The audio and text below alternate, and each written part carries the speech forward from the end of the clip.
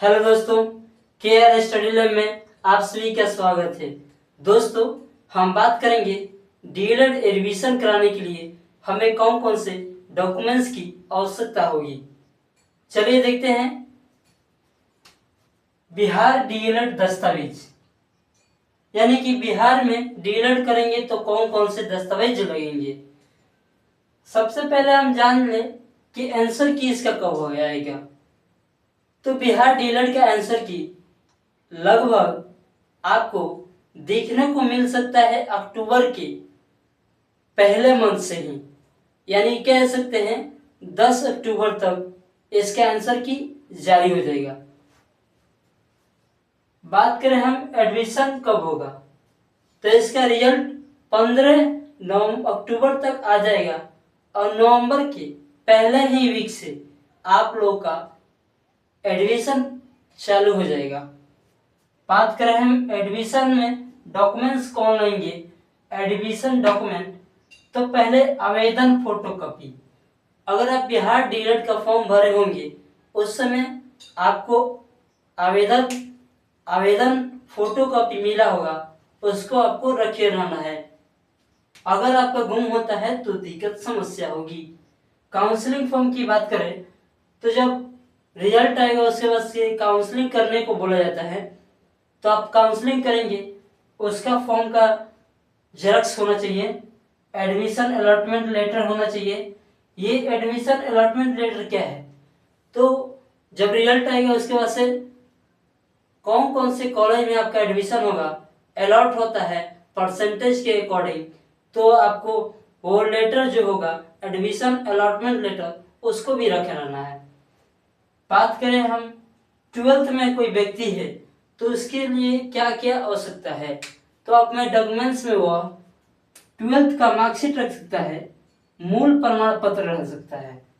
वही अगर व्यक्ति यानी कि छात्र मैट्रिक में है वो भी यही काम करेगा, उसको अंक पत्र रखना है यानी कि मार्कशीट रखना है और मूल प्रमाण पत्र रखे रहना है। उसके जेरॉक्स करा के रख रहिए, तैयारी में रहिए आप।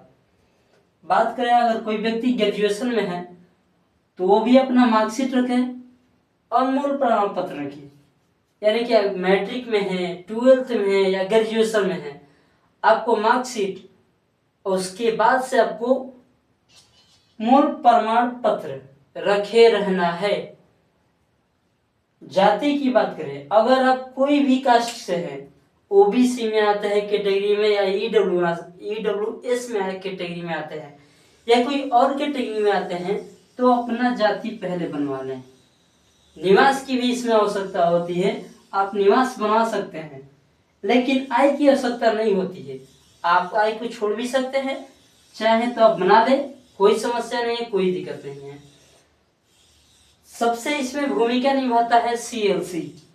अगर आप मैट्रिक किए हैं, 12th किए हैं, ग्रेजुएशन किए हैं, आपका सीएलसी रहना आवश्यक है, नहीं तो आपका एडमिशन नहीं होगा, कतई नहीं होगा। आधार कार्ड, इसमें आधार कार्ड की आवश्यकता होगी, सभी के पास आधार कार्ड होगा, आप उसको फोटोकॉपी और उसका रखे रहिए।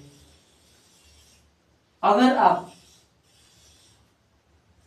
एडमिशन किए हैं या करने वाले हैं तो आप जानते होंगे कि फोटोकॉपी मांगा जाता है। जो आपने डॉक्यूमेंट्स फॉर्म भरते समय दिया था फोटो, जो आप परीक्षा के एग्जाम के टाइम में फोटो दिए थे, उसी का 5 कॉपी यहाँ पे भी लगेगा, तो उसको रखे रहना है। चिकित्सा पत्र, आप एग्जाम रिजल्ट आने के बाद भी चिकित्सा पत्र बनवा सकते हैं। शपथ पत्र रिजल्ट आने के बाद ही इसको बनाया जाता है। तो ये सारी बातें, जितने भी डॉक्यूमेंट्स हम बताए हैं, आप सभी को उसको तैयार करके रहना है, ताकि अगर रिजल्ट होके तो मेरा छूटे नहीं। देखने को मिलता है बहुत सारे लड़कों का रिजल्ट आ जाता है लेकिन एडमिशन नहीं ले पाते हैं, क्योंकि ये डॉक्यूमेंट्स तैयार करके नहीं रखे होते हैं, तो दुख होता है। तो आप लोग ध्यान रखिए और उम्मीद करते हैं आप लोग बढ़िया होंगे। बढ़िया रहिए, खुशी से रहिए और तैयारी कीजिए।